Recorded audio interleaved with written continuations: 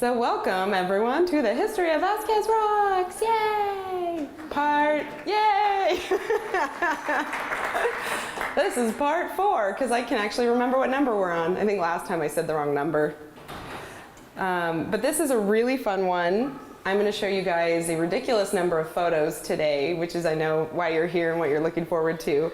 We're really lucky in that we have a lot of pictures, really special pictures from the families that lived here at Vasquez.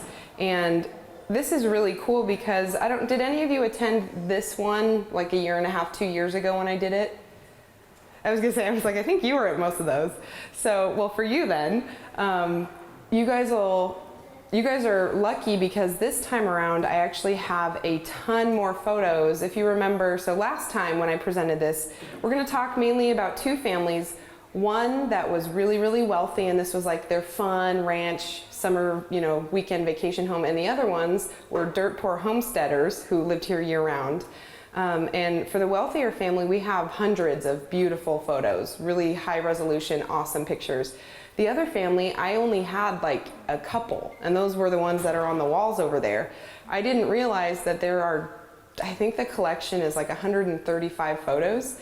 Really beautiful ones from the late 20s, early 30s that are now in this slideshow, but they weren't before. So that's like super exciting. And they're really, they were professionally done, and they're really beautiful pictures. So we're gonna have a fun time today. Okay, so for today's program, here's some of the bullet points of what we're gonna hit on. The biggest part is, and I was always curious about this, so I looked into more how it all happened, is how did this land even become available? And then we're going to talk about the primary homesteader here, who is William Henry Krieg, and his colorful tenants that lived here. His family, which was the Toney family, the Schaeffers and Rancho Escondido, the Asher family, and the AAA Ranch, which is what a lot of people are curious about, and those were the ones that owned this western half of the property, and the ruins that you guys see as you pass the field over there. Everybody's like, what's that chimney thing I see? It's the Asher house. So we're going to show you all kinds of pictures with that, give you a little preview for next month, and then we'll wrap her on up. And before I start, I don't know if a lot of you guys know this because this wasn't really out there. I'm dedicating this today to our friend Chuck Wright, who passed away about a week and a half, 2 weeks ago. If you guys remember, who was here last time? A few of you. So you guys remember me talking a lot about the Wright family? That was Chuck. Chuck gave me most of those pictures and gave me a lot of that information. And luckily it was 3 weeks to the day after his 93rd birthday. He was doing really well up until the end, and he just kind of went quietly, and that's how you want to go, right? You want to have a good full life and lots of love, lots of friends, and he loved this place almost more than anyone. He was a really special guy. He's the little cute one with the hat. World War II veteran, served on the USS Louisville, which he loved to talk about. He was a land surveyor for the county and the state, really accomplished man. He was actually one of the guys that surveyed the boundaries for this when it was becoming a park, so he was very attached to this place.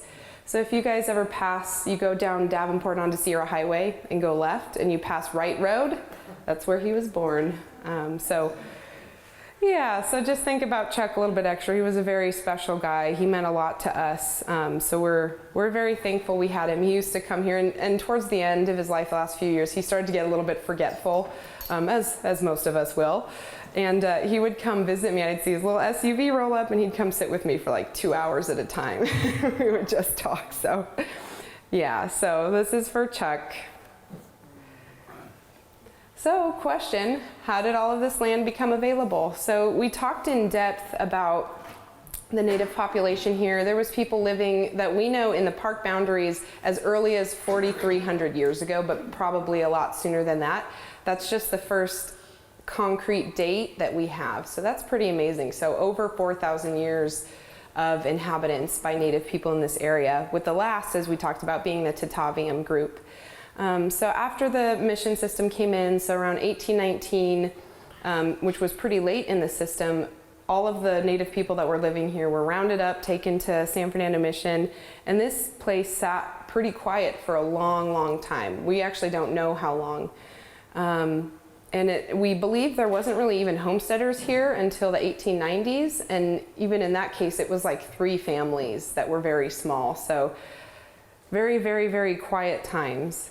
So after California became a state, a long process of land survey and classification followed, because we love dividing things up and drawing lines, don't we? The California territory was massive and consisted of tremendously diverse landscapes. Between 1850 and 1870, the government contracted numerous surveyors who were paid by the acre to survey the state. So a big part of our story actually comes from the railroad, which is a direct link as to why this land became available for private ownership.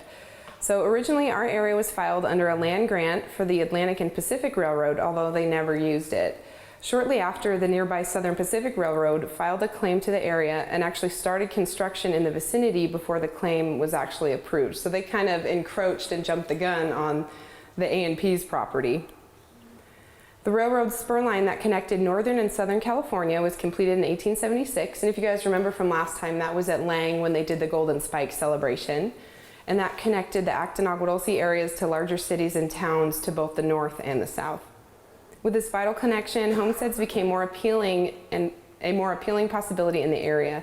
Previously, it had been too remote with little to no access to outside resources. So those few families I mentioned that homesteaded in the 1890s, they were really, really, really on their own. And not to put a total downer on this, but one of those families that lived in Mint Canyon was the Farmer family. I don't know if you guys have heard what happened to the mother in that family. She was actually murdered because back here there was no services, there was no sheriff, no security out here. So while the husband was away, someone came to the house and actually killed her while her children were there. So it was a quiet area, but at the same time, a very secluded, possibly dangerous place to be. So that's kind of something to think about when it was out here and there was no one here yet. This is, 15 or so years before the borax mine, before anybody else was even here. So let's see, so that same year, so this is 1876, the Southern Pacific Railroad received the titles to 20 acres at odd numbered sections on both sides of the train tracks. Of course, favoring the better parcels, right, that had easier landscapes and better water. So I don't know if you guys have seen how they would do railroad land allotments. So if you have a railroad going up, they would do it checkerboard kind of on either side. So it made it kind of this broken up setup that made it harder for private landowners to get big, good pieces of land. It was kind of a sneaky thing that they would do, but worked out well for the railroad and all those stakeholders. Do you know how big the land parcels were? I don't. Does Adam know? Do you remember? We learned in... Of course we did. We learned in school, but that was a long time ago. The original Homestead Act? No, for the railroad parcels. Does it say on here? That's 20 acres. Oh, to 20 acres. Yeah, but weren't they different sizes too, though? They were. It kind of depended on where it was. Yeah, what rail line it was and where they were, but I guess, yeah, the ones in this immediate area. There you go, 20 acres. I know my stuff really well, you guys. I'm tired, it's not my fault. Good job, Adam. Thank you. Thank you. This was us in class all the time. The teacher would be like, hey, so who did the reading? We're like, The trick was to not make direct eye contact. Exactly. Yeah. No direct eye contact. Don't look down either. Yeah. So he would like push my notebook off my desk and make me a spectacle. Stinker. So 10 years later in 1886, these land claims were deemed invalid by the Department of the Interior due to the prior claims by the Atlantic and Pacific Railroad. Things moved very slowly in government. Took them a while to figure that out. However, nothing came of these findings and the A&P Railroad never actually pursued it. So Congress passed a motion to cancel railroad land grants in California. Therefore, many parcels around Aguadulce became part of the San Gabriel Timberland Reserve, which was created by a proclamation by President Harrison back in 1892. So I don't know, some of you may know this. I didn't know this when I was researching this a few years ago. The reserve was later named the San Gabriel National Forest in 1908 and given its final name of the Angeles National Forest the following year. And the Angeles actually became the first national forest in the state of California and only the second one in the country, which I never knew either. Additional lands that did not become part of the forest became available to the public through homestead grants, which is how many of the families who settled in this area were able to gain access to these properties. So I don't know if you guys know it or not, but there's a lot of property that's part of the Angeles that's even on On the north side of Sierra Highway that's not directly attached, we have a lot that borders up against the park. There's BLM land that borders the park. So there's a lot of different federal agencies too around that we kind of are up against also. So this is kind of neat. This is an actual scan of the homestead deed to the big scenic part of Vasquez Rocks. So this was 240 acres, granted by President Woodrow Wilson, Adam's favorite, on June 27, 1919. So I think this year on June 27th we should have a big old party. We'll have Pioneer Days. So it's kind of neat to look at, and it's a really long, thin document. So this is the top of it and this is the bottom, so you guys can see the detail of the signature and the date. It's kind of confusing trying to read that. Yes. Corner of this corner of this. Yeah, I know. The way that they do it, it does make sense. It doesn't leave room for confusion if you know what you're looking at, but if you're coming in cold, I remember when I was like 20 and I started reading these, I'm like, what? Huh? This corner of that corner. Without a map. Without a map, yeah. And you have the quadrangles, and our quadrangle actually changed, which I think I have in here later, but so we used to be the Lang quadrangle, and now we're the Agua Dulce quadrangle. So we flip-flopped a little bit. So I'm going to introduce you guys now to the family that staked this claim. So characters to know: William Henry Krieg, he went by Henry. And actually, so this is a German name, as you know, a lot of you with German ancestry might know. That's normally pronounced Krieg. But we know that he did not pronounce it that way because all of his neighbors wrote it and misspelled it as Craig. So phonetically it was said like Craig. So that's how we pronounce it. He was born in 1869, passed away on May 24th, 1937. His sister, Ida Craig Faubert, 1865 to 1933. Alvin Ray Toney. So this was one of Ida's sons. And he went by the name Ray, and I'll tell you on the next slide how confusing this is going to be. 1893 to 1951. And then the last one in our story of the Toneys is Ed Toney, who's Ray's son and the great nephew of Henry. So this property was in the family for multiple generations. Ed was alive from 1927 to 2002. So this is William Henry Krieg, leathery old bachelor. So what do we know about him? I wish I knew more, but this is kind of the bulk of what I've been able to figure out. He was born in New Jersey in 1869 to German immigrant parents. He lived and worked as a miner, lastly before he came here in Cripple Creek, Colorado, famous area. After hearing about the increasing success of the Sterling Borax mine, he moved here in 1909. So 10 years before he actually homesteaded here, he came to this area. At the mine, he primarily worked as a contractor. He built a lot of the structures and supports, working with wood and timber. And it's most likely that he stayed in the barracks that were part of the mining operations, if you guys remember those from last time. He was a single man, so they had barracks for single men, you know, and then separate little cabins for families. And I don't know, this isn't something I would love to figure out, and I probably will never know because I'm sure it's not written down, but I would love to know when he first started coming here, because land was so open back then. There was all kinds of what was legally probably considered squatting, but you know, you could set up camp on any of these properties that they, you know, didn't belong to anyone yet. So I wonder when he first started really setting up shop here, or if he waited till he actually got the homestead.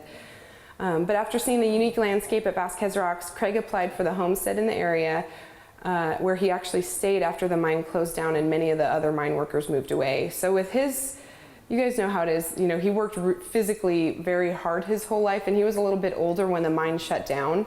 So he wasn't in a place to move and start all over again. And he, you know, from what I've heard in records and from his family members, he really loved this place, and he was okay living in a little single room shack out in the dirt. So that's where he spent the rest of his life, was right here on this property. So this is neat. This is one of those new pictures I was telling you guys about, new old pictures. So this, I believe this is him. This looks a lot like him to me, very similar facial features. So this is the set of photographs that I believe were professionally done. They have really beautiful composition. And this is actually zoomed way in from a bigger photograph, but you can see how sharp they still are. And I think this young lady, I don't know who she is. I think she was maybe with the photographer, because there's other photos where she's kind of posing, looking off into the distance. But yeah, so this is up on the ridge where the Pacific Crest Trail is now. So he was showing them around the property. So these are neat. We do a lot of creative research when you're looking into different history and different families. And I love going on Ancestry.com and looking at different records like marriage, death certificates, and census records. So here's the census record, one of the pages from this area. This is, oh, I should have looked at what year this was. I think this was maybe 1920 or 1930. It was either one of those two. And you can see between the green lines, William Henry Krieg. It's kind of neat. So what was Henry Krieg like? He sounded like a funny guy. From what Krieg's family and neighbors have said in interviews, he was a unique individual, seen by most as a rough, almost wild man. Ida Toney, his nephew's wife, recalled that he walked like a bear. I love it. As many of the old-timers in the area recalled, people were surprised at Krieg's desire for the interesting yet seemingly hard-to-use land back when he was applying for the homestead. Mary Johnson Wright, daughter of the local Johnson homestead family, told local historian Joellen Rismanchi that all of the neighbors poked fun at Mr. Krieg about what he was going to do with a pile of rocks. And people would say things like, what's he going to do? Is he going to grow rocks? What's going on? But he got the last laugh, didn't he? So here's another really beautiful photo from those old series. So this is, again, late 20s, early 30s. I know it looks really different than it does today. That's what we laugh when I look at all these. I'm like, the road looks the same, everything looks exactly the same. Through hard work and creativity, Craig's Rocks became a more popular film location and tourist attraction in the following years, although it still did not mean large profits for the family. The years of the Great Depression were extremely lean, and even the years before and after it were also hard on Krieg, his families, and the neighbors. Despite these challenges, while he made a modest home for himself in the meadow in front of the most scenic main rock in the park, his pile of rocks gradually became something spectacular. They became something that brought people from all around, a unique tourist attraction that allowed people to escape the cities and enter another world where they could be alone with nature, history, and their thoughts. They also turned Vasquez Rocks into one of the most iconic outdoor film locations in the world. So connected with the Krieg family, as we mentioned, is the Toney family. So this is a name you'll hear a lot. You guys might have even heard us talking about our office as the Toney house, and I'll explain that in a few minutes. So Henry Krieg, while he was never married, never had children, he was really close to his sister and her family, and she had kids. So her name was Ida. Remember that. So keep in mind that when I was doing all this research, trying to figure this out, it was very confusing, and I'll explain why. So Ida named her twin sons Alvin Ray and Ray Alvin. Ray went by Ray. Alvin Ray went by Roy. And I think they were identical twins. So this must have been fun for everybody involved. I'm sure they played jokes on their teachers and friends all the time. But for the sake of our story, the one that we narrate the most into this is Ray, not Roy, so you can kind of set Roy aside for right now. He was the one that really became like a business partner to his uncle, and he's the one that inherited the property after he passed away. So this is it on this slide? Okay, so here's interesting too. So after Ida's husband was killed in Colorado, so this is when the whole family was back in Colorado before they came here, she moved her family out here.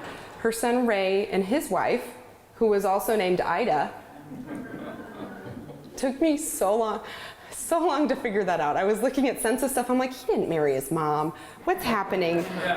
What's going on? Because it would say Ida Toney, Ida Toney. What? And their children, Edward and June, also made their life on the family homestead. And Edward and June is actually where a lot of these photos that I got came from. So I believe it's June's son, Roger Wolf. So shout out to Roger. He lives in Napa. Awesome guy. He's the one that sent me all of these beautiful photographs. So although Henry Krieg never married, did not have children of his own, he was quite close to his extended family. Serving as the matriarch of the homestead was his older sister, Ida.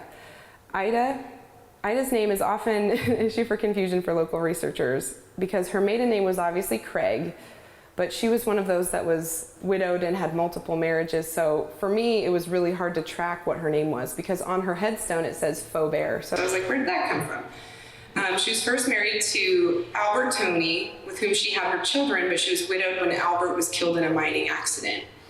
So after she came to California after he was killed, she married a Joseph Faubert, who I know very little about, giving her the last name that she used until her death. So what was life like around the homestead? Around this small home, Craig planted fruit trees. This was one of the only traditional aspects of his homestead, as it was part of the land grantee's agreement that they had to utilize and farm on the land for 5 years in order to keep their homestead permanently. He obtained water from a natural spring located near his home and built a dam which held enough water to supply his home and ranch, as well as the renters on the property. This also served as a much-needed swimming hole for local kids during the hot summers. And I wish I had a picture of all of this water infrastructure that they set up, but I don't have any. I'm hoping they exist somewhere and somebody comes in someday and is like, wow, I have some, I found some. Yeah. Does the spring still exist? During a heavy rain year, it shows up. Multiple streams show up, like Agua Dulce Canyon, which actually kind of comes down onto this edge of the park. That'll have running water. The canyon where the PCT goes will have running water. But you guys know, I mean, when I was a kid, there was creeks all around, but now it's pretty toasty. Craig's great-nephew, Edward Toney, who would later inherit the property, recalled that Craig's brother and a welder named Adolph helped Craig obtain a more steady year-round supply of water by running pipes to the houses from natural springs. So they utilized multiple ones down in that main part of the park. Food was also often in limited supply. Oatmeal and beans were cheap staple foods, occasionally supplemented with local game such as deer, dove, jackrabbit, or quail. And probably, honestly, wood rats. I would not be surprised, because you guys have seen how big our native rats are out here. They're not New York City rats, but they're pretty beefy little things. Ground squirrels. Ground squirrels probably not that bad. As the Craig homestead did not offer any optimal grazing or agricultural areas, unlike the bordering Asher property, which is kind of ironic, raising livestock was also too expensive and difficult of an option on the homestead. But at times he attempted to raise chickens and a small number of cows. So here's a beautiful picture from that same collection. Sorry, it's kind of a faint picture anyway, but it's really beautiful, isn't it?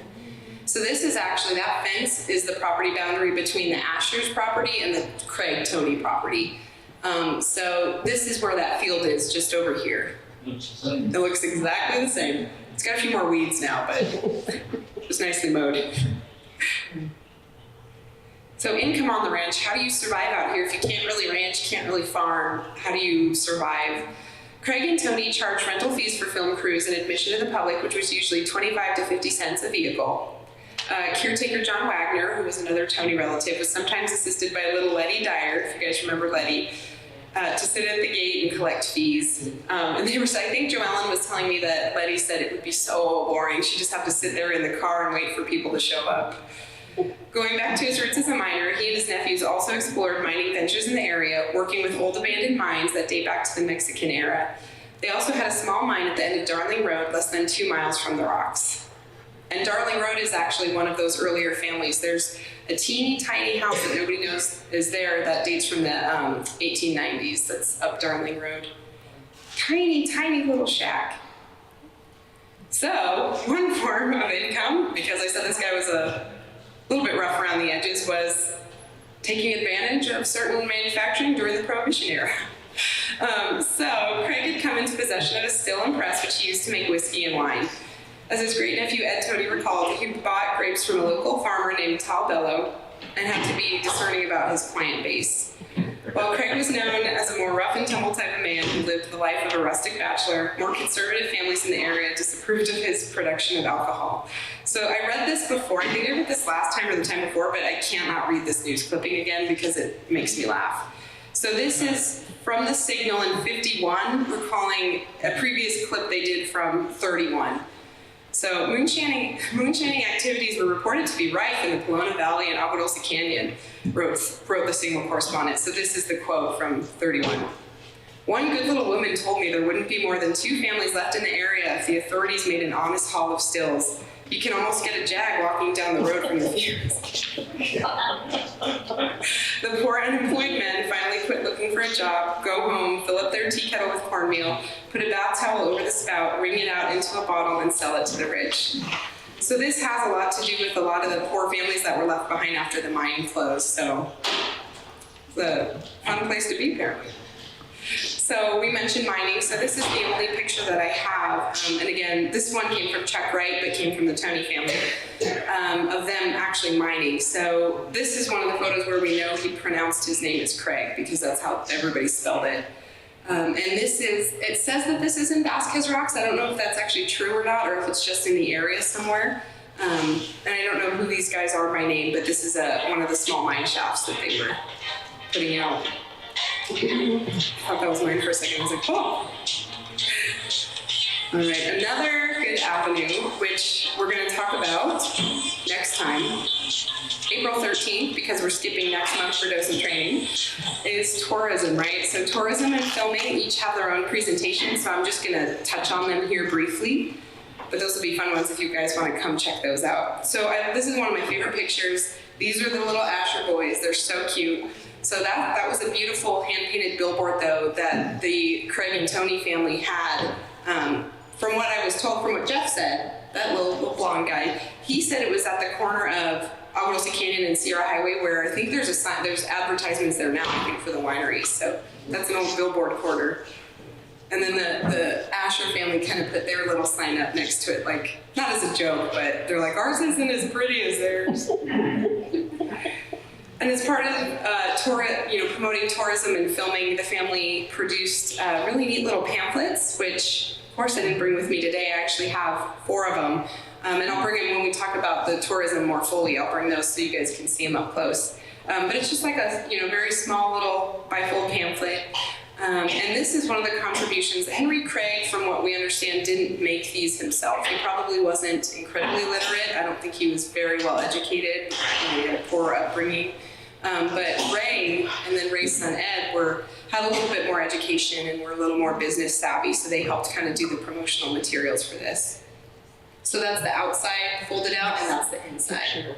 And of course, they, as we kind of talked about, and we will talk about more with the tourism one, they really played up the whole Tiburcio Vasquez romantic legend thing. And part of what they would advertise, as a benefit of coming here was the nice roads. So you can see this is one of several pictures. Like, that's pretty good. Yeah. Right? I don't know about you guys. I live up a half-mile dirt road. It doesn't look like that. I have to get out and kayak up halfway up my road. But yeah, so this picture is close to 100 years old, and it's pretty much the same. So these are actually photos from a local homestead family. It was from the neighbors across the road right there. So this is the Held family, which we're going to talk a little bit about next time. But I've done other single history presentations just on this family. So this was a set of 4 brothers that homesteaded plots all next to each other from here across the street. So you guys know where KMA, the alfalfa field, is. That's where it began, and it went all the way to Sierra Highway, and it was all the brothers in a row. All their brothers with their mom in the middle, which was kind of sweet. So these are from their family photos, and they used to come here and play at Vasquez Rocks a lot too, so these are kind of neat. That's one of the brothers. And their pictures were really funny because they used to really roughhouse with each other. They would tackle each other. I have pictures of them fake punching each other. Brothers, man. And this one we're going to talk about more, especially during our filming section, but this is one that people always ask about. And this was the castle or the fort of Vasquez Rocks. So this was later on, so this was after Henry Krieg died, but this was, a draw for tourism also. So this was built when it was private property, I believe in 1956. And then it was actually taken down in either 68 or 69. So that was when the county was already leasing and operating the property. So this was on county property for a little while. And yeah, because that's safe. That's a child up there. It was built for Tales of the 77th Bengal Lancers TV program, which some of you might remember. And they actually just left it up. It was, I think, the equivalent, I have it written down in the next slideshow, but it was over $1 million to build this set. So they left it up. So it was up for 10 years. Yeah. Yeah, I saw that when I was a Did kid. you? 15-year-old, 66, 67. Do you remember it being cool or scary? No, it's really cool. Really Yeah, it's half and half. Most people were and I love that because a lot of people come in. A guy came in just last week and he's like, oh, I played on that when I was 5. But some people, especially towards the end when it was like falling apart more, some people were like, yeah, it was amazing. And then other people were like, yeah, it was a death trap. It's terrifying because it wasn't meant to last. It wasn't, you know, but they built it well. I mean, well enough to last that long. I recall it being a false front. Yes. Right. Yep. Yeah. It was like a facade. Yeah. And then they, you know, as other crews like CBS, it was scheduled to be torn down, and then CBS would be like, hey, we'll give you this much money if you let us use it again. So they would come in and they would kind of, I think by the end there was covering on the back side of it, but it, you know, you have over and over and over again, it was just kind of tacked together and like foam was coming off, but it looks pretty in pictures, doesn't it? I'm sorry, I missed who built it originally. So I can't remember, it might have been CBS. It was for a television show. Yeah, so one of the big studios, I think it was CBS, built it. Yeah, or Paramount, was it Paramount? You'd probably know better than me.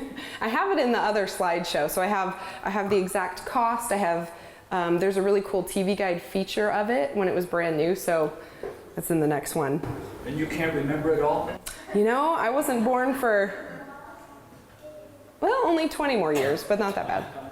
But I got to see bedrock though, so that was my version of the fort. Okay. In addition to his home, over time he built or brought in small cabins to serve as weekend rentals, although some turned into modest rental homes for local families and other interesting characters. After the borax mine closed down in 1922, the entire operation was dismantled and sold, including the cabins and other small structures that were lived in and used by mining crews and their families.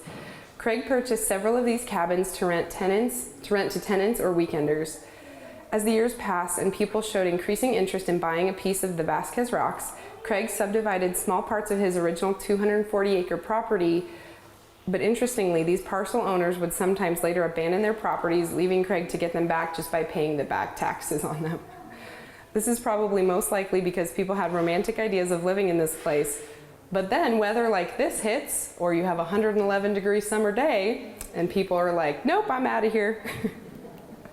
So these are super cool pictures that actually came from the county. So the county took these aerial photographs when they were beginning the process of leasing and then buying the property. So to kind of orient you a little bit, this is the big famous rock.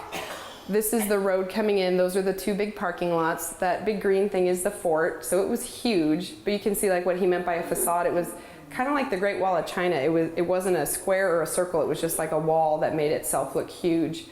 There's the cut for the 14 freeway in the corner. So this picture's from '63. So that section of the freeway wasn't open yet. It was still under construction, but they had done the big cuts in it. So all of those little yellow circles are cabins and homes.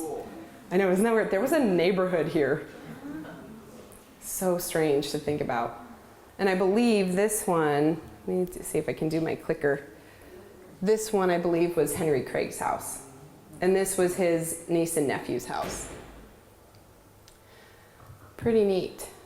So you can see the trail, this one is what's now the Pacific Crest Trail on that ridge. But it was a road back then. That was the main road that took you into the neighborhood. So this is zoomed in a little bit so you can see a little bit better. What year is this? '63. And if you guys notice this part here, it's very barren. They cleared all the junipers and you can see tracks. I believe that was exclusively for filming. So they would do a lot of panning action shots. And originally too, before they really used vehicles and to get the look of bouncing, they would use, you know, horse-drawn wagons to run with the camera. And then they would, you know, use vehicles and, you know, tracks for tracking these big sweeping action shots. But that's why that area, if you guys go down past the second parking lot, it's still pretty barren. The native plants haven't been able to recover down there because it was 50 years of use as that. And we've tried revegetating it, and they've planted little junipers and all kinds of yucca down there, and things won't take for some reason. So it's probably going to look like that for a long time. Where's Albuquerque Canyon Road? It's not in this. Yeah, this is just a view of like the main part of the park. So what's interesting with those is that there was actually roads all throughout the park. So like I said, the Pacific Crest Trail where it goes on the ridge, you guys notice it's wide enough to put a car on because it was the road. And this is down in the canyon, so they had it graded well enough down in the canyon that you could drive all over the property, which is kind of hard to believe now. And they had horses. They had horses, but you could see auto tracks too, which is amazing. I wonder how many times they got stuck though. So here's another, this is down in the canyon, so it's harder to see here, but there's the road there. There's one of the little kids. I don't know which kid that is, but he's standing right under that big rock by the shadow. It'd be a lot easier to go on rescues for us if we still had these roads though. Wouldn't need so many helicopters. So this is the topo map. So this is when we were part of the Lang Quadrangle. This is a 1933 map that they surveyed in 29. So if you guys are familiar with looking at topo maps, the little black squares or circles are dwellings, structures. So it's kind of hard. Oh no, you can see them okay. So like here's one. So these are all those little houses. There's the one over here. This is the Asher property. So back then you can see all of these little structures like springing up on the topo maps that weren't there before. So here's another aerial view. This one's a little fuzzy because it's zoomed in, way in from a big picture. So this is the front of the park. This right here is the Toney house, or our office that's right outside. So we're roughly right in here. But something interesting, I don't know if anybody's gonna notice what's weird about the road. I bet one of you will figure it out, yeah. The driveway moved, which is interesting. Might not be that interesting to you guys, but this was a total mind flip for me because I didn't know this till like 6 months ago. Oh. So, okay, if you guys notice, out in the driveway, there's some pretty stone pillars, right, that you all drove through? Right. I was always told that those were moved there. And I always thought, like, since I was a kid, I was told that. And I was like, why would they move them there? How would you move them? And why? Just why and what? I didn't get it. So I was like, yeah, whatever, okay. It's park's entrance always looked the same. But I figured out when zooming in on this photo that those little pillars are right here.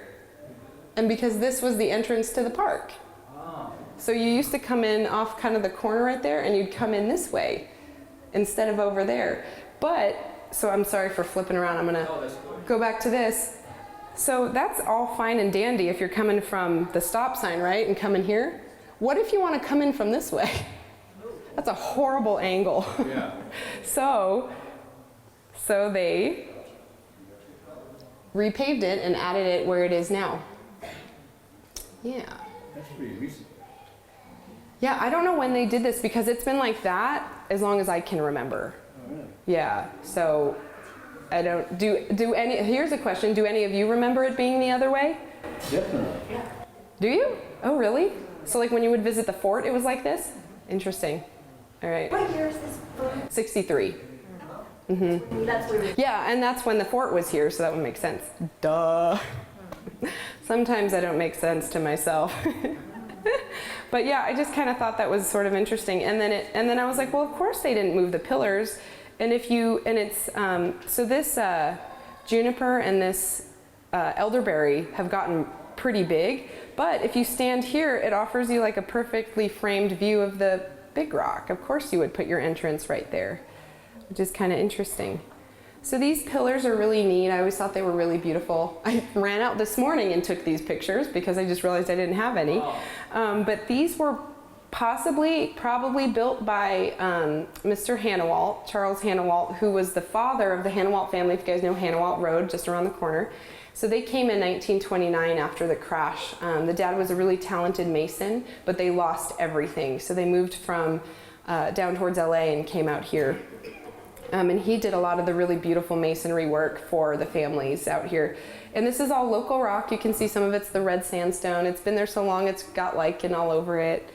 But yeah, next time you pass by those pillars, you can say hi. Built very well because a lot of the things not built so well fall down. Yeah. Look at that. And a lot of the old stone houses out here, especially ones that he helped build, are still standing. Like the Held family, I think all of the Held's houses are still up and they're fine. They've survived the 71 earthquake, the Northridge earthquake, and they're totally fine. It's pretty amazing. And the other thing that's I think is funny, so this is a 1961 picture. So here's the gate, right? It says park closed today. But if you guys look at, there's little cactuses and agave all around. These guys are still hiding in the bushes out there. So I took this picture this morning. So if you guys drive out, there's all these beautiful agave, but they're not native. They were from when that was like the entrance to the park, which is kind of neat. Yeah. So look, when you guys drive out, look on your left. Well, you're not going to rip them out? No, we love them. Okay. We love them. And they've got little tiny babies all around them. But the good thing with agave is like they're not real invasive. They just kind of stay there. They spread out a little, but they're not going to spread like wildfire in the park. And they grow so slow. It's like, but no, it's just kind of neat. And I always wondered why there was random cactuses in the bushes. And then I saw these pictures and I was like, ah, I get it now. Okay, so that's just a random side note that I think is kind of interesting. So, talking about the colorful folks that lived here, Henry Krieg's tenants, who were part of the reason he was able to survive here and kind of get by with that extra income. So one of my favorites is a guy that I wish I knew more about. Hopefully I'll be able to learn more, but everybody was so off the grid here, which was why they moved here, that it makes it hard to find a lot of documentation on them. Claude Ellis was our resident eccentric. Now we have a bunch of them, don't we? So has anybody seen these before? Aha, because they're hidden. So this is a really, really neat, weird little part of the history in our park. These are art pieces that were made, I think in the late 20s to early to mid 30s by this man named Claude Ellis. He was a really interesting person. He was actually kind of a dichotomy of different things. He was a very, very artistic. He loved experimenting with different types of paintings, different colors, different textures, different mediums. Obviously, he could also paint beautifully on canvas. But he was also a chemist and he worked for the Fuller Paint Company. So he kind of merged his passions and he would kind of experiment with paint formulations while having fun by painting on some of the rocks in this area. So here's a closer detail. So these are still in pretty okay, well, some of them are in pretty okay shape. So you can kind of see this one, it is eroding. These are a series of large Plains Indian heads with, you know, the war bonnets, and they're very theatrical, very elaborate, but they're big. The rock they're on is probably about this tall, about 5 feet tall. So the heads are probably at least 3 feet each. And it's one of those things where I don't advertise them, so you guys are very special. Now that we're on SCV TV, everybody's gonna know. But these are actually in a pretty well hidden, tucked away corner in the park, which is why they still look like this. Like you guys know, if these were really readily accessible off the main parking lot, they would be long gone, unfortunately. Not even by people being malicious, just by people touching them, looking at them, and you can see how fragile the rock is all on there. But a lot of these are just oil-based house paints, and they've lasted that long. So here's a picture of cute little Letty. This is one that was actually, these are actually in the front of the park, and these are very worn, they're hard to see. But what this one was, from what we understand, it's kind of hard to see. This rock, he would take the natural texture of the rock and kind of manipulate it. He had a really great imagination. So in this rock, he saw these two natural solution holes with one below it, so he made this really creepy face with eyes, a nose, and a mouth. And then from what we understood, from what we've been told, it was like a Medusa monster, and it used to have like these crazy snake hair things going all over the place. But now all you can really see is one of the eyes, but I show it to the little kids and they're like, ah! So the black and white photo is an older one. So he would find little areas where there's a lot of holes and different things in the rock. And he would just do different images. So if you guys see here, this is neat. This is Tiburcio Vasquez, which is kind of cool. This is a really beautiful kind of a Mediterranean fresco style picture of a woman. This is like a giraffe thing. Palm trees, because he liked coastal art motifs. This is another one. This is a recent picture. So this is kind of a singing cowboy type relief. You can see it has like the red bandana, the big 10-gallon hat.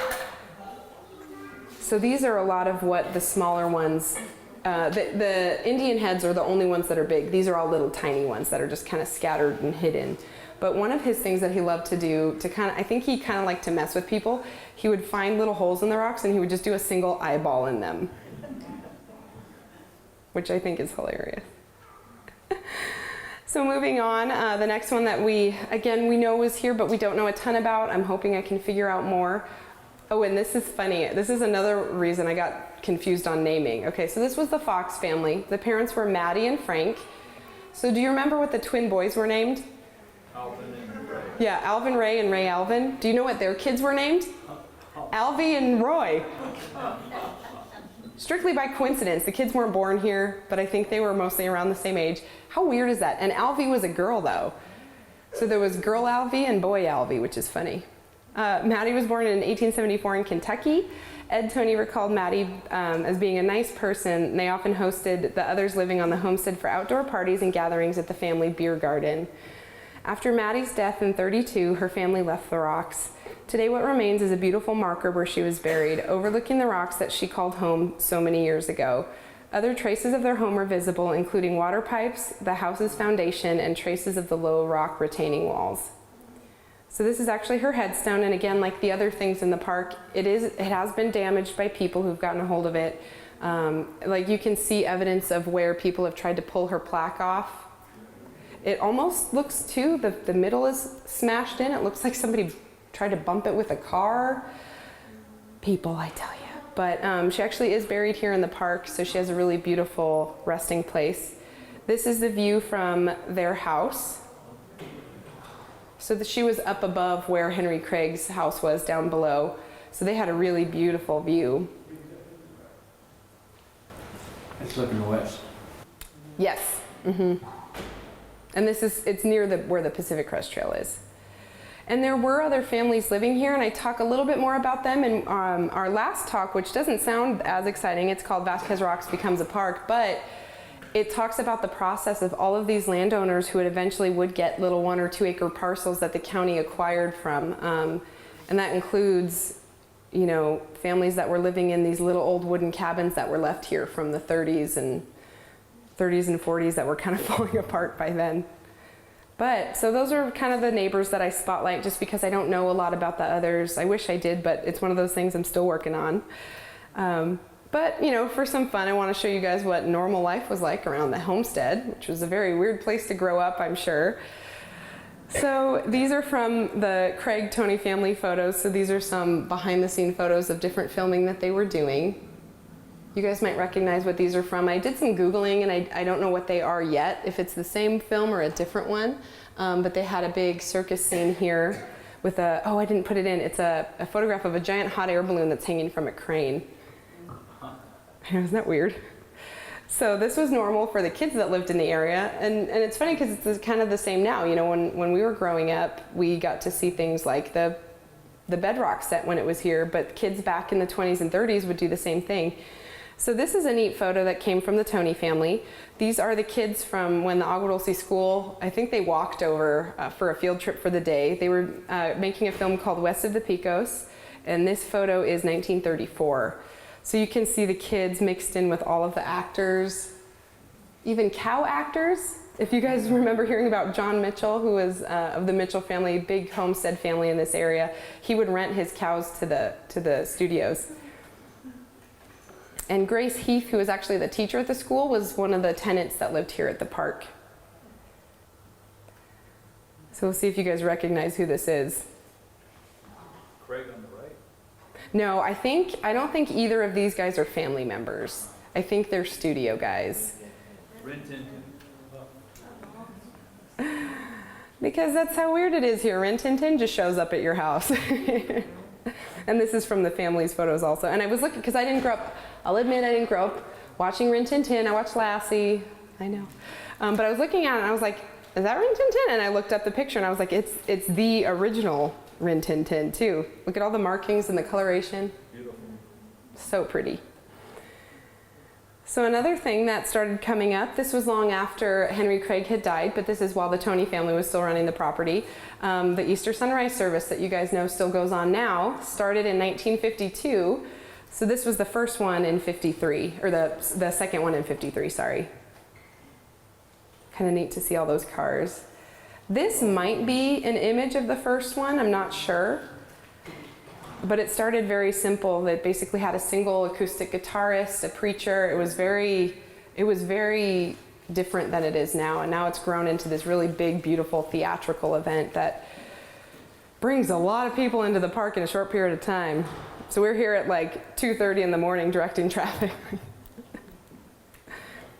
So these are the ones. This is perfect timing. So we're going to take a break just after we kind of run through this photo set.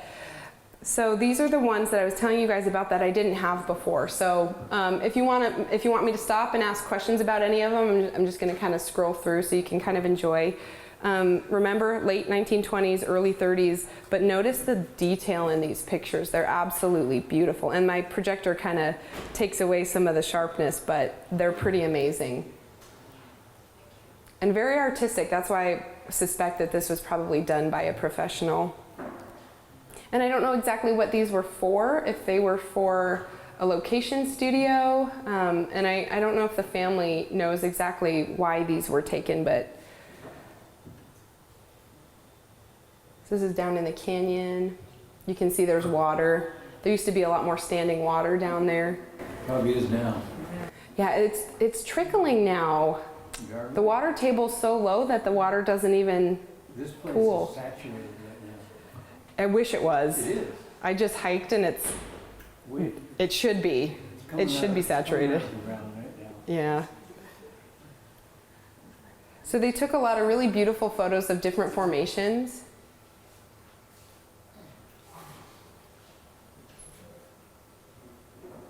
And these are hard to see. That one's actually one of my favorites. That's down in the canyon again, where it has all the beautiful cottonwoods and sycamores.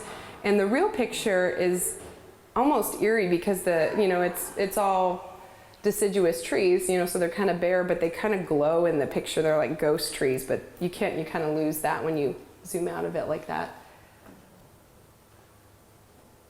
Showing all the cool layering in the rock.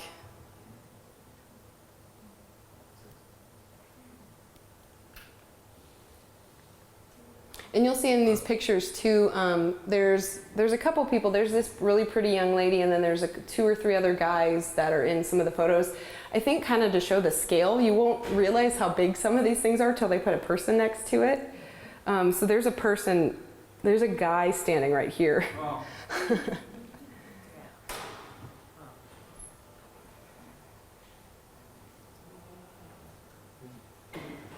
And here it's neat because there's a little bit of snow on the mountains, just like now. So this is a really neat one.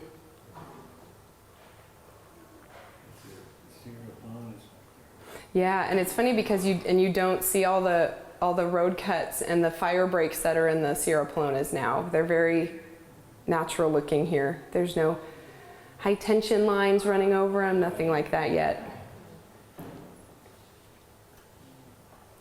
There's our little model again in the bottom. So this is a good picture. Okay, raise of hands. Who has heard that there was a big earthquake that damaged the top of the big famous rock? Oh, none of you. That's surprising. Usually it's like half. It's like a whole town argument. It's hilarious. So I was always told, again, urban legend, that the top of the big rock broke off. It used to be a lot sharper. So I tried to figure it out. I'm like, oh, okay, well, maybe it was the Northridge quake. No, because pictures from the 80s, it looks the same. Oh, well, maybe it was 71. No, those look the same in the 60s. Oh, well, maybe it was the big crazy Tehachapi one, which was, I think, 54, if you remember, 51. Yeah, and that was a horrible earthquake. That was terribly, terribly violent. One of the largest ones we've had in modern history in this region. But no, because why then in the 20s or 30s, does it look the same? It's not pointing at it looks just like this still. So it's kind of interesting. And last time I did this, I had a before and after photo of it, and the whole group that was there was like half thought, yeah, it broke off, and then the other half was like, no, I don't think it did. And the no's were like, I told you it didn't. It was hilarious. So here's another one, some nice snow on the mountains there. Here's the part of the park road. And you'll notice too that a lot of the junipers that are bigger now are little shrimpy guys. Look how tiny. Really beautiful picture. These pictures don't really look black and white. They kind of look some kind of They're like, coloring. yeah, they're like sepia kind of. Yeah. Yeah, they're really beautiful photos.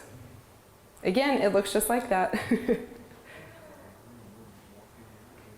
This is a really cool one here. So there's the girl is right here, and then one of the, this actually might be, if he's got the cane, I don't know if that's Henry Krieg or not, but just the composition of these pictures are really, really neat.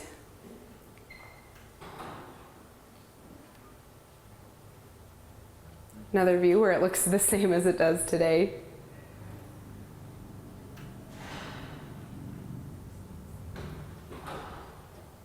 So this is the one, if you guys remember, this is what we call the frog's mouth.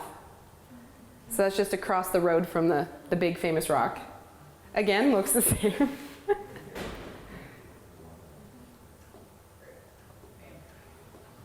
So this is a neat one. This, you guys know what this is. There's Saddleback in the background. So that picture was taken somewhere near up here, like towards the front of the property, looking this way, looking west. And something neat about this one, which blew my mind when I found it. See if I zoomed in enough. This is the corner. It's dirt. Look, it's dirt. This is where the stop sign is. I just thought that was cool. I don't know why. I was like, ah! And I grew up right here. Right here. So it's weird to see these photos. It's weird to see the nothingness that was out here. Again, just some neat landscape photos. See that guy way, way in the background? Oh yeah, see? I don't know if you guys, it's like, where's Waldo? Yeah. It's so funny. Yeah, go stand over there. No further. Here's another one of those, just a really nice composition. That's nice. Yeah, isn't that great? And for a lot of these photos too, you know, because I'm working on, you know, adapting my thesis into the book on the park, and these are all great cover photos, so might be able to do that. Okay, look at that road. It's like butter. Isn't that nice? And the fact that I don't know if he had his own equipment or not, but the fact that he prioritized maintaining that road, even though he barely had money to eat, you know, shows kind of what his priorities had to be to survive out here.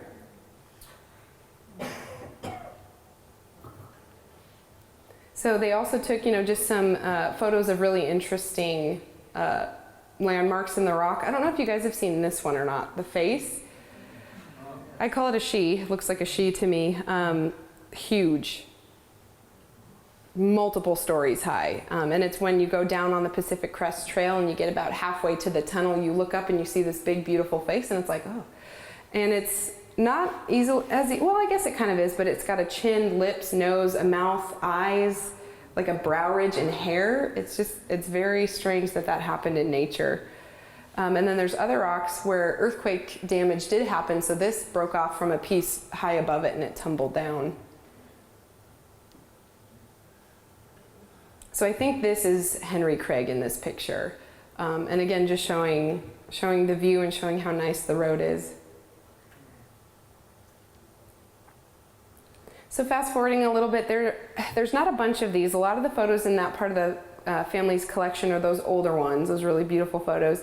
And then there's just a small set of ones from the 60s, and they're just pictures of, you know, some filming, just kind of around the ranch right here. But these are neat because this is when it snowed. But this is, if you guys know where our office is, this is looking right out from there. So this is where our bird enclosures are right now. But they had little fruit trees out there, so it's kind of neat. And again, I wish I had more pictures of the house, but this is the Toney house. So after, and year-wise, I don't know exactly when this house was built. It's funny because I'm finding that it was built later than we thought. We believe it was actually built, I think, what did he say, around 1950, 51, early 50s instead of the 30s like we had been told before. But this is Ed, so this is Henry Krieg's great nephew, so he was the last Toney that owned the park. And he's standing in front, you can tell he's a young man here, but that's our office now, which is really funny. So there's a little Pepsi dispenser. This is the kitchen. So a little bit about Ed. I don't think I ever got to meet Ed. He passed away in 2002, I believe. But he sounded, from what everybody said, he was a really intelligent, really nice man that loved growing up here. He was very appreciative of what he had. And he came from very little. It took generations for that family to kind of pull up out of that level of poverty.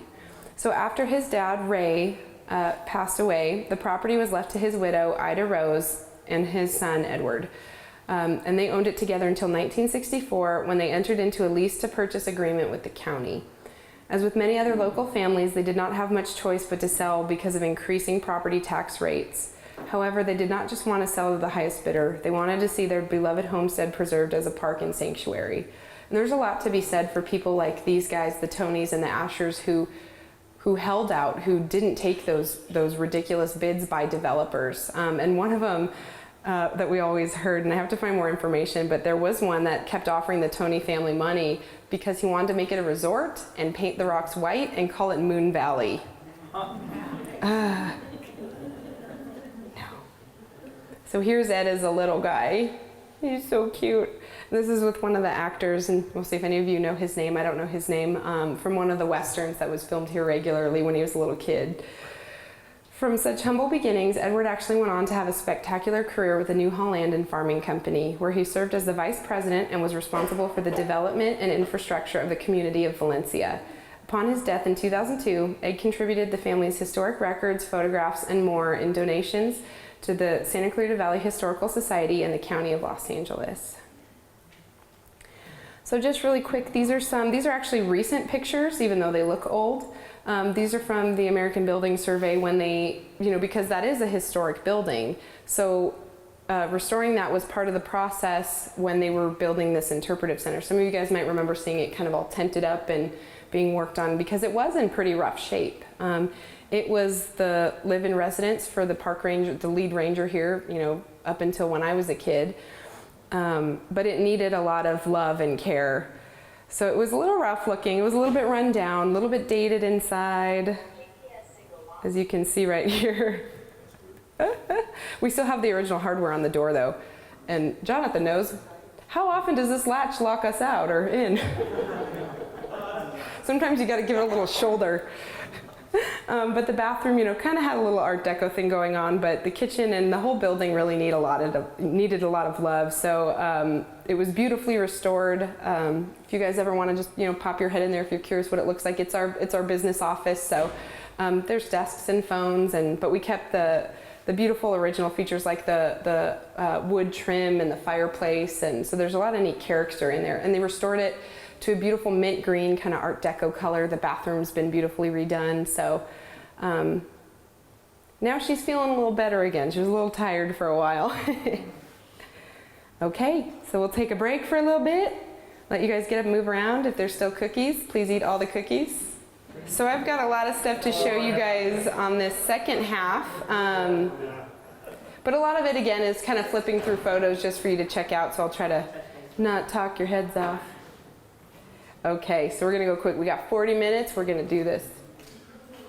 Okay, so moving on from the Craig and Toney family, we're gonna talk more on, not next time, it's actually the last presentation, so June 8th, we're gonna talk about the transition of when this went from being private property to going to the county. And it's actually a kind of interesting story. Very, very long, drawn out story. But moving on, so moving south just a little bit to the neighbor's property, the Schaeffers. And you guys will notice that that's not normally how Schaeffer is spelled, but that's the way that their name was spelled. So it was always spelled wrong, but that's the right one, I promise. So they lived on the property it was an old homestead property that backed up and bordered the Toney family and the Asher family to the south, so where the freeway is now. So, and they called their property Rancho Escondido.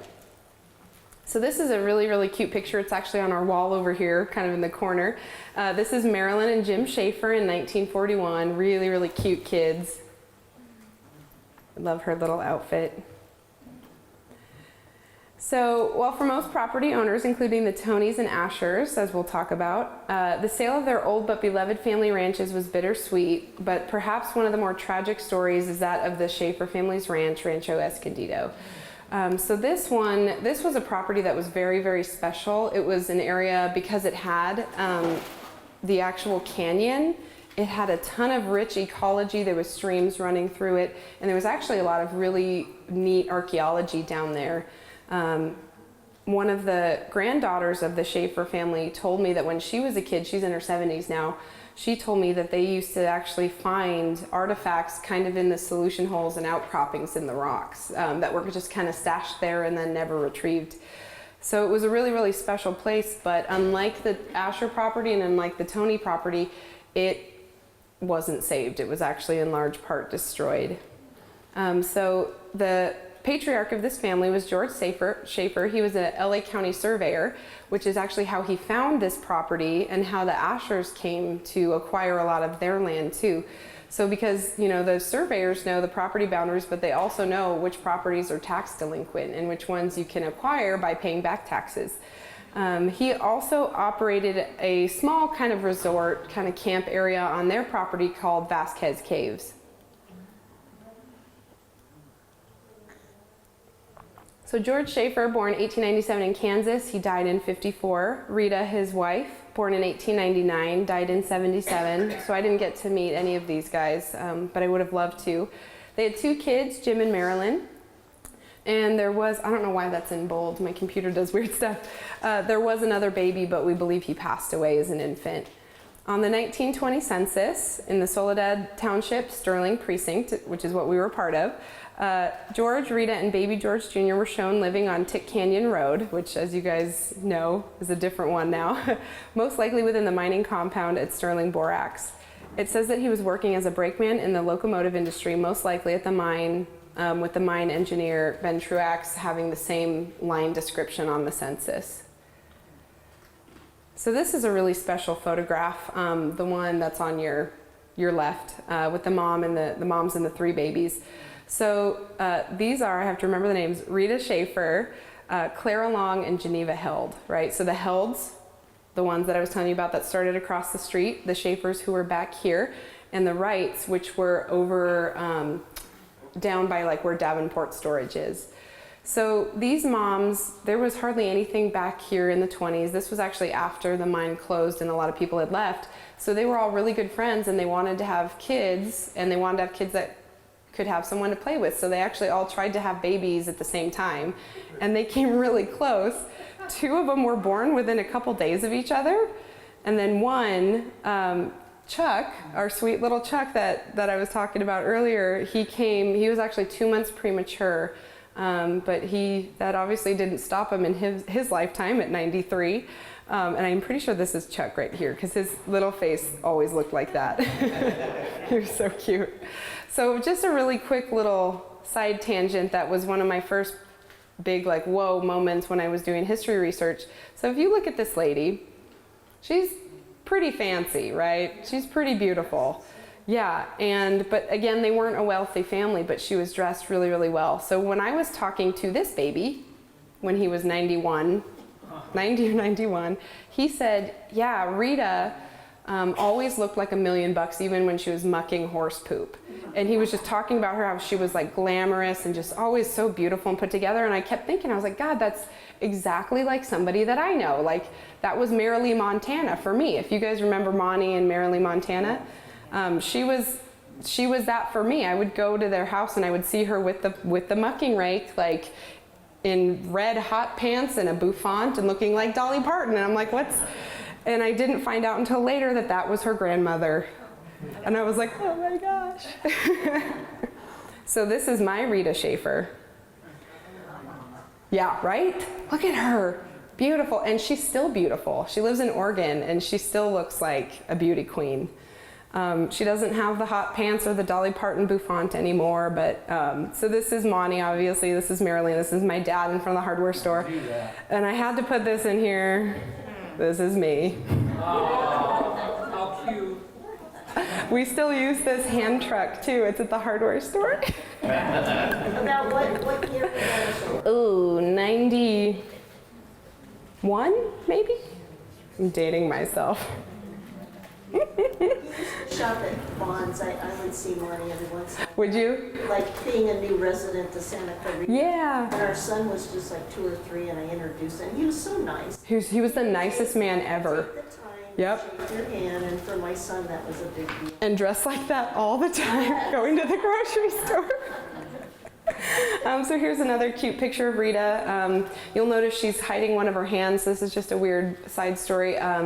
The kids that grew up out here, who are now, my friends that are in their 90s, said she actually, it was a piece of machinery equipment. It actually mangled her hand when she was a little kid. So she had kind of so she's all, and whenever you see pictures of her, she's got her little hand hidden. But she was supposed to be a very, very nice, very kind woman. So the Schaeffers Ranch was severely impacted by the installation of State Route 14. By August of '59, the family contacted the Parks Department offering the sale of their 400-plus acre ranch, which was zoned as RR1, so for recreation. And their property wasn't originally 400 acres, but like the Asher family, they had the skinny on which parcels were delinquent, and they could, get them at pretty good pricing, so they would do that. So a lot of these families kind of got these really big parcels going on that way. Although the family seems to have not wanted to sell their property, they thought that perhaps the only way to save it from the impending freeway would be to sell it to the county if it could become part of the park. A natural extension of both the Toney and Asher properties that were already being looked at by the county, the Schaeffer property would have made an excellent addition to the park. By early 1960, however, action had been taken by the State Division of Highways to rezone the area for the installation of the new freeway, and construction contracts were to be drawn. While the freeway, which was open in this section by '64, missed the Toney property, it completely bisected the Schaeffers. And there's letters when I was looking at the internal archive at the county that it was devastating when this happened. The family was just completely torn apart by it. So again, here's the 1930 census. Some names that you'll see local. There's the Dyers up top, the Elkins, which was another family that homesteaded here, Maddie and Frank Fox, and the Schaeffers are down here at the bottom. And they spelled the name wrong again.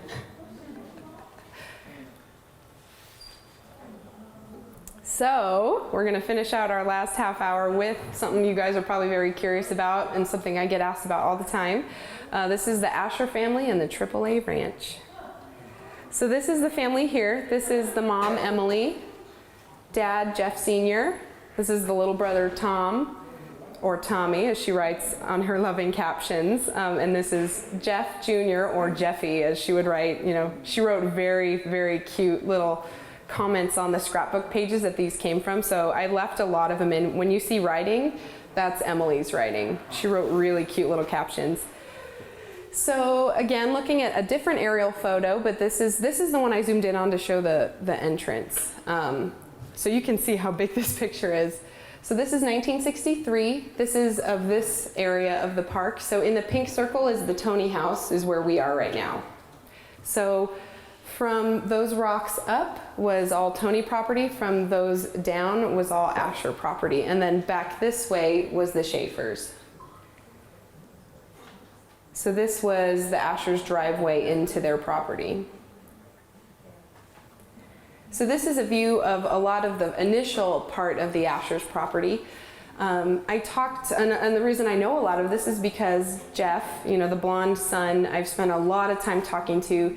He, I think, was born in '24, World War II veteran, really great guy, still sharp as a tack. I just was emailing with him the other day. You send him an email and an hour later you have a reply. He's amazing. So a lot of the information and the pictures that I have about this family are from him. So this is a view of the initial part of the property. He thinks that it was acquired in either 33 or 34 by Jeff Sr. And like I mentioned, Jeff Sr. was friends with George Schaeffer, so he would get tips on which properties he could acquire. So by the 60s, the Ashers had a lot more property than they started with. So this is Escondido Canyon Road. And if you guys notice in that big field, there's more stone pillars over there in our sanctuary area. Those are matching pillars to these that are right here. Right there.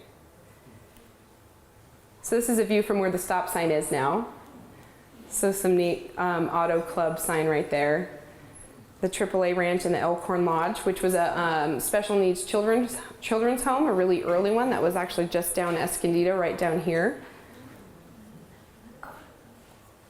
So this is a view from near where the stop sign is again, so you can see the big alfalfa field.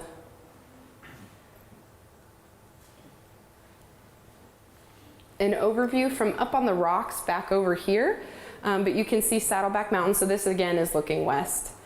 So this is all the buildings that were on the Ashers property. So this was the barn, this was their main house, this was the outdoor area, and then they had a couple caretakers' quarters kind of in the periphery. So a little information on the parents, two really, really neat people, Jefferson and Emily Asher. So we'll call, there's Jeff Jr. and Jeff Sr. This is Jeff Sr., obviously. This is a picture when they were newlyweds in 1923.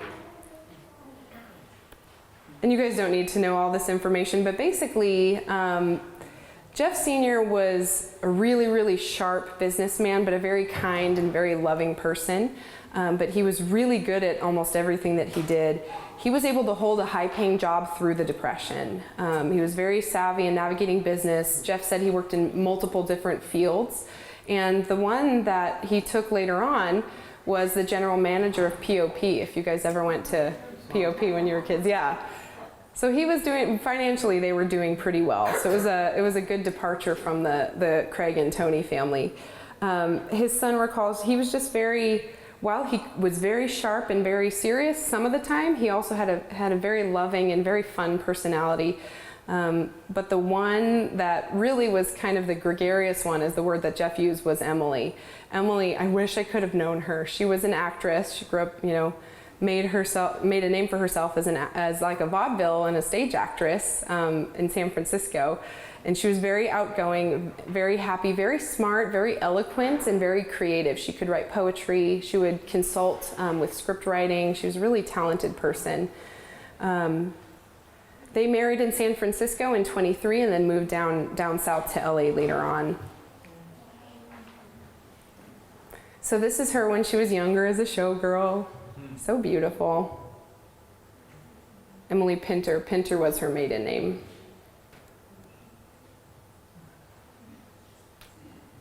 Very animated. You see all these other pictures of her and she's like just very cute. And this doesn't have to do with Vasquez Rocks, but I just had to read you guys this. So Jeff gave me a really great set of high resolution scans of their scrapbooks. So this is from 1920 in San Francisco. It was from the Peacock Bulletin. And it says, I don't know if you guys can read it, spooning while driving an automobile may be an exhilarating pastime, but whatever kick one may get out of it's entirely obviated by the great element of risk that enters into it. So they like staged this. So it says, drive this way, not this way. And they staged like a car accident. It's just, spooning while driving is perilous fun. It's like cell phone. You listen to me, you young people. So this is a picture of Jeff and Emily. If you guys, not that I'm not implying that you were there. If you guys remember in 1938, there was a really bad flood through LA. Big, it was big up here too. So this was here. I don't know if this was part of it. I think this was more towards Soledad Canyon. But this is Jeff and Emily in front of it, and just her cute captions, "The man I love." They were very cute together. So those are the parents. Time to meet the boys, those cute little boys. This is Jeff and Tom. This is Tom here. He's the younger one. This is Jeff. And I laugh because I just see so many parallels in their upbringing and me and my sister. You know, those guys grew up right here. I grew up 2 properties away from that. My sister is the older but skinnier, more reserved one, and I was the little chubbier, crazy younger one. So it was just the same with those two, and they were like a couple years apart. We're a couple years apart. It's just kind of interesting. So here's some candid photos, a lot of candid photos from their time at the ranch. So they didn't live here full time. They actually lived in Beverly Hills, but they would spend summers here when it was 1,000 degrees. I don't know why, but they loved it. And then a lot of weekends here. So the boys really did kind of split their time growing up between LA and this dreamscape that was out here. Oh, and this is a really cute, the sundial. Jeff said this is one of those that said count none but sunny hours on it. So Tom was with Emily. He was kind of Emily Jr. He was the silly one. So these are quotes from an interview I did with Jeff. He says, "As for a sense of humor, that existed throughout our family, but my brother seemed to inherit an excessive part of it and was indeed the jokester of the group. Tom had a great memory, had a story and a joke for almost any subject, and was a great fan of Ambrose Bierce, a famous journalist of the San Francisco Examiner in the late 1800s and the author of The Devil's Dictionary. If your sense of humor is up to it, you might enjoy reading some of these short stories." So Emily wrote two of a kind with her little, they even look like twins. That's the funny part. So this is the boys as they were a little bit older. This is Jeff and Tom right here with two other brothers that they were friends with, 1938. So remember they really moved into the property around 1934. So you'll kind of see these mid to late 30s photos in this collection. Another player in this family is Nana Emma Pinter, who is Emily's mom, my darling mother, Jeff and Tom's lovely Nana. Again, like with my family, my grandma lived with us most of my young life, and we were super close. She helped take care of us, so it was kind of that way with these guys too. This was in their in-ground swimming pool. So here's an overview. I already kind of told you guys a little bit about what we're looking at here. But you know, the main house, the barn, the outdoor patio area, ranch hands, homes. Is that Davenport? This is Saddleback. So Davenport's, oh, this you mean? Yeah. Close to it. I don't know, because Davenport, as it is now, was not actually done that way until the 50s. So I'm not totally sure exactly what that is. I have a lot of work to do on the roads because they're not very well recorded. I find bits and pieces of things or pictures. I'm like, what is that? So, but that was probably the thoroughfare, even though if it wasn't necessarily Davenport, it's close, and it's what they would take to go to the borax mine. Right. So this was the main ranch house. Really beautifully done. If you remember me talking about Mr. Hannawalt, he did this masonry work. This was a wing that was added on, that was bedrooms, because they would have a lot of out-of-town guests. All their LA friends loved to come out and have good times at the ranch. Jeff and Emily in front of the side of the house. So there's Emily in front of that addition that they put on. So it was a pretty substantial house. And Jeff believes, and I have good reason to believe too, that there was a small existing rock structure there, and we think it was associated with the mine itself. So it could have been an area where they would graze and keep a lot of the horses and mules early on, or it could have been, you know, one of the superintendent's homes, or it was linked. We know it was linked to the mine, we just don't know exactly how. So they really expanded the home and made it very comfortable. And that structure, that's not... Yeah. And I'll show you, it's like the mine. I'll show you the sad before and afters. This is a view from the back of the house. They had a in-ground croquet and handball court, because why would you not? So here's kind of another view. They did beautiful landscaping, and it's neat because these agave, these big century plants, are still over there. They're still sprinkled throughout.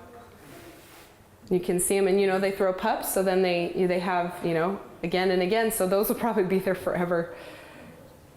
So this is the actual outdoor, this is kind of the outdoor patio area, I should say. They actually had an in-ground gas tank and a gas pump. So they would park the cars over here. This is one of the ranch hand caretakers' homes, so it's much smaller, obviously, but still worlds better than the old cabins that came from the borax mine. So this one's not standing either, but you do see the parts of the rock foundation there. A barn and Bessie. Healthy cow. In front of Saddleback. Saddleback's great because it's so distinctive. You know where everything is. So this is what Jeff calls chicken row. These are not homes for people. These are for birds. So these are down, so the Asher house was kind of up on this knoll over here. So this was all down in the little valley behind the house. So the foundations for these are still there. Because the chickens had concrete foundations. Most of the people who lived here didn't have concrete foundations, but the chickens did. And they had, Jeff said at any given time, so here's some of the chicken runs, but he said at any given time they could have huge numbers of chickens, turkeys. I don't know if they ever did pigs, but they had horses, cattle, they had all kinds of critters. Bullfrogs to sell to the restaurants that sold frog legs. That's right. Frog leg. Which are highly invasive, which biologists spent decades trying to eradicate those invasive bullfrogs that came from all these people out here that had frog ponds, and then they would flood, and then the frogs would get out. And then the frogs will eat all the native animals, including birds. It's like they're these big monster African bullfrogs. So this one's kind of harder to see, but this is a view of how beautiful their alfalfa field was. It was very nicely graded, very well kept. This is Escondido right here. A view kind of from the house looking back. They had a little water tower, which I don't think anything is left of this. I haven't even been able to find footings for it. But you see this rock from the road though. So again, snow. That's the caretaker's house we were looking at earlier, back behind. So this you can't see from the road. This is kind of hidden. This is the infamous frog pond. So 2 years later in 38, that thing would flood. And all frogs would get out. There's a lot of neat construction photos also because the family could afford cameras and plenty of film. Emily documented a lot of goings on the property. So here's the construction of the handball court. This is what all kinds of people ask me about. What is that fireplace thing that I see from the road? Do you guys know what I'm talking about? It's a really tall, it looks like a fireplace, stone structure that's by itself out in the field in our sanctuary area, which I should note is not open to the public. As you guys know, this is all a wildlife natural area park, and part of what we do is take care of habitat and wildlife, right? So people are allowed everywhere in the park except for our sanctuary, which happens to be where the Asher property is. But it allows us to have undisturbed habitat. We have bobcat families that live in there, and it's also where we relocate rattlesnakes. So don't go in there. Because when we have snakes during really heavy snake year, one will show up in the parking lot, one will show up down there, and we have to be able to safely relocate them, and there's so much undisturbed space that's where we can really keep it kind of as a sanctuary for wildlife. But what this fireplace thing is, it was their outdoor barbecue area. So it wasn't even the indoor fireplace. So this is when it's under construction. This is the view, their back is to the fireplace barbecue thing looking out. So they had this awesome pergola, and they had huge dining tables, and they would have friends over, and they would have this beautiful 360 view of the rocks. Again, here's their in-ground swimming pool. I was told that this was one of the earlier private in-ground pools in LA County. Jeff said it was always really cold and really green. But that's okay. He said nobody cared because it was like, oh, a swimming pool. There's Nana on the diving board again, bathing beauty. Here's construction of the pool. So this was July 1937. So it took them a few years to put the finishing features on the house. So as you guys heard me mention, they had money, right? They didn't have as many worries as poorer families in the area. And most families, they were the wealthiest family in this area, but they were friends with everybody. They were friends with the Hanawalts. Some of the Toney family members would come over. They were friends with the Helds, they remember the Wrights. Having that comfort allowed them to be very silly and have a lot of fun. So again, they had a lot of LA friends. So if you can't read it, I'll read Emily's writing on this. So this is their friend Milton Brown. He was an LA guy. Says, alias Jesse James in shorts. What ho, Milton? God, And he was like, can you imagine? I know, and somebody was telling me yesterday, like, the only pictures I see, older photos from the 20s and 30s, everybody's so solemn and serious. I'm like, not all of them.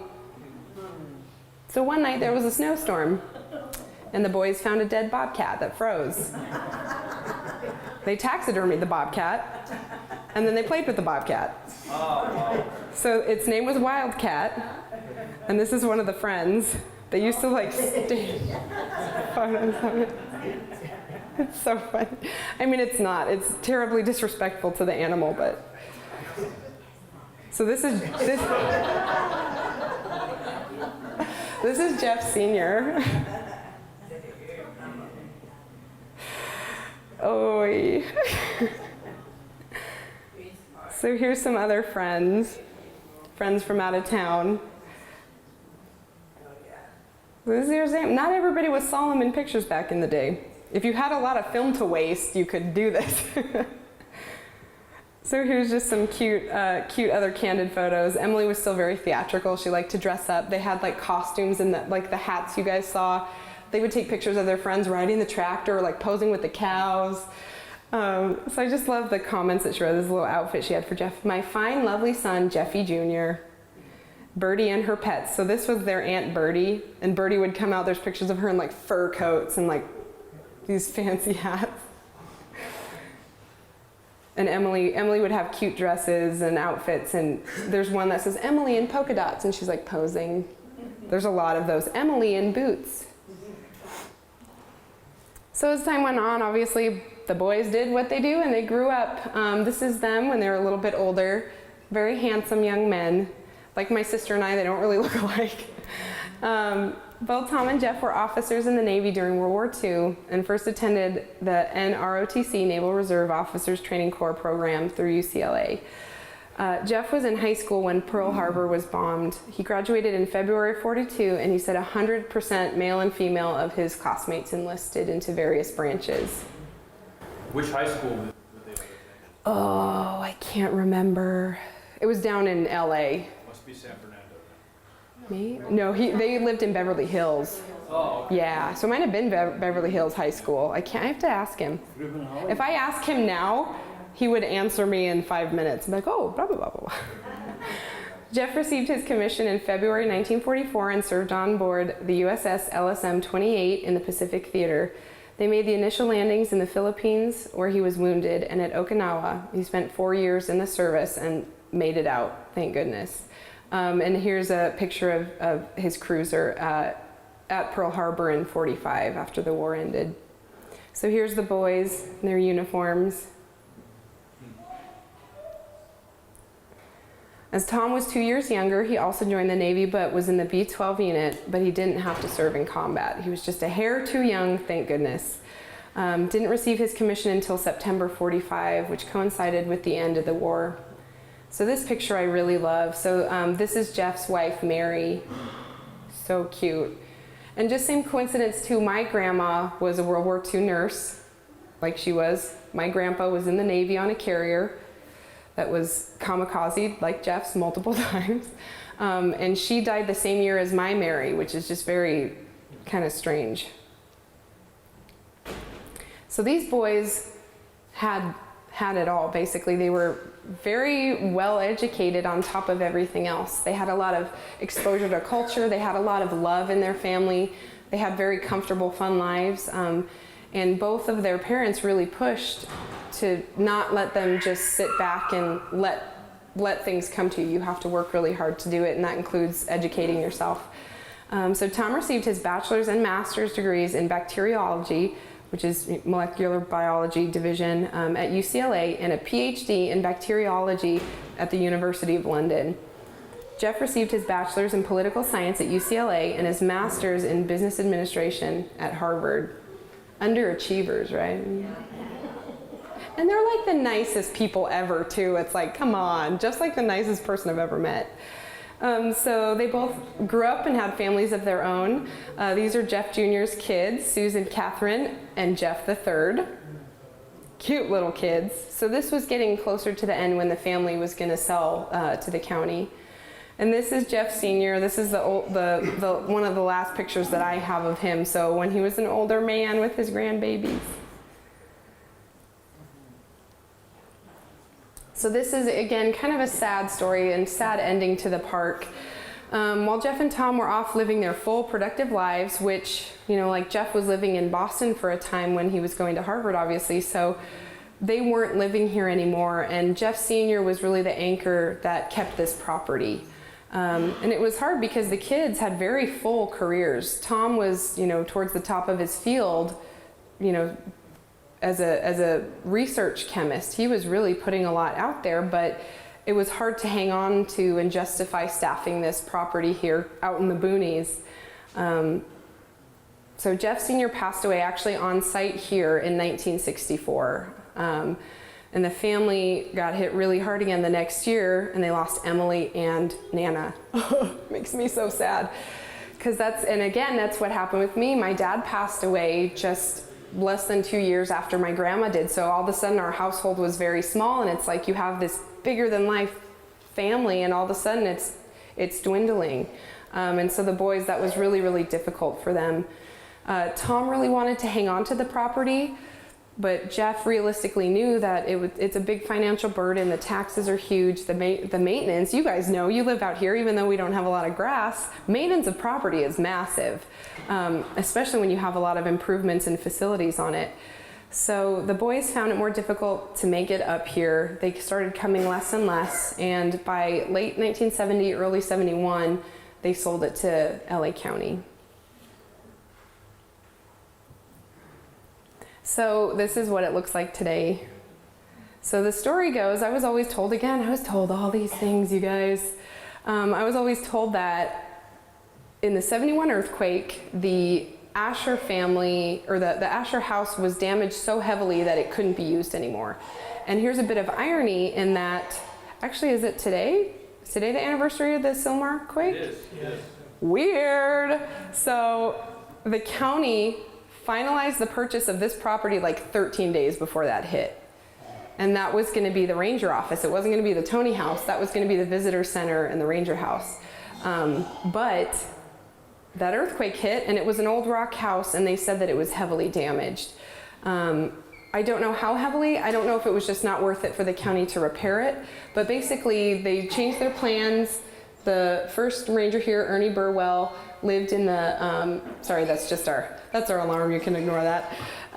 Lived in the Toney house, and the Asher house fell into really terrible disrepair. People were kind of partying in it, they were breaking windows, they were being really destructive, so that for liability reasons, the county had to largely collapse and demolish a lot of the house. So this is what's left. This is why you don't really see anything from the road, except for that outdoor fireplace that they had. So you see parts of the foundation, you see the outlines of where certain rooms were, but it's very sadly not there anymore. So this is one, if you guys know me, I'm sappy. I can't read this. You guys are gonna have to read the next slide yourselves because I can't read it without crying like a baby. So when the family really moved into this property, their dad was so passionate about having his boys grow up well-rounded and respectful of nature, but also being able to stretch their legs, right? That's the exact reason that my dad brought us out here. You know, they came out here right before my sister was born, and then I was born a couple years later. So I remember my dad, who never knew what this said, always saying, I wanted you guys to be able to grow up in a place like this. So I'm not gonna read it. You guys can read this. And this was a dedication from Jeff Sr. to his two boys.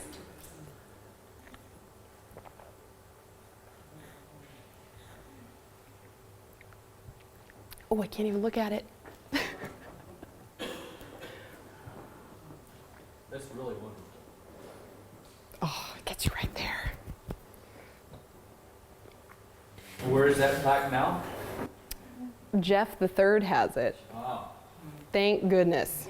Mm-hmm. Sarah, can I tell you just a little story about the rock house over here? Yeah.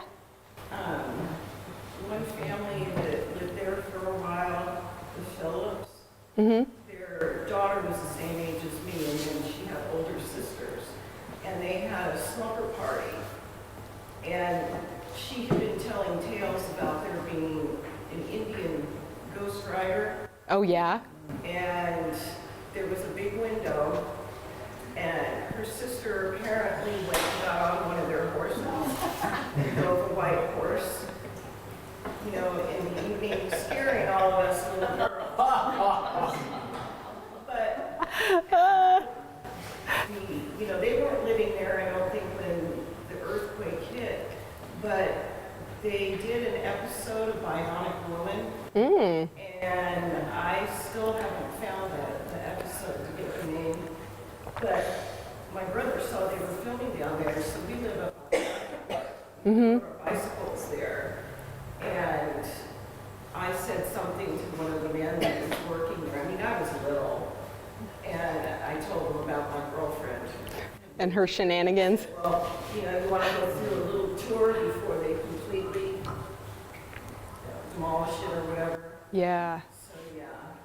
Yeah, that's really interesting. And that's funny because my dad thought he was funny and he used to do the same kind of stuff. And when we would have sleepovers, we had a gorilla costume.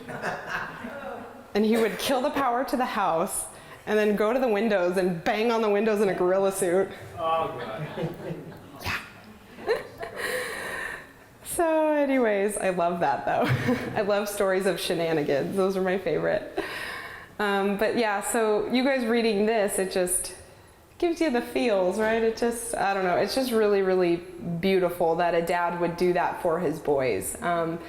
And like he was asking, the plaque is safe. So Jeff's son, Jeff the Third, has it, and also the sundial. So those are, because those would have been long gone, unfortunately. With public can be very destructive. But you can still see the boulder that it was attached to and the 4 bolt holes on it, which is kind of neat. So these are the Asher boys with one of my bestest friends in the whole world and my mentor, my hero. This is Linda Therian. She used to work here. So this is them out hiking and exploring in the park.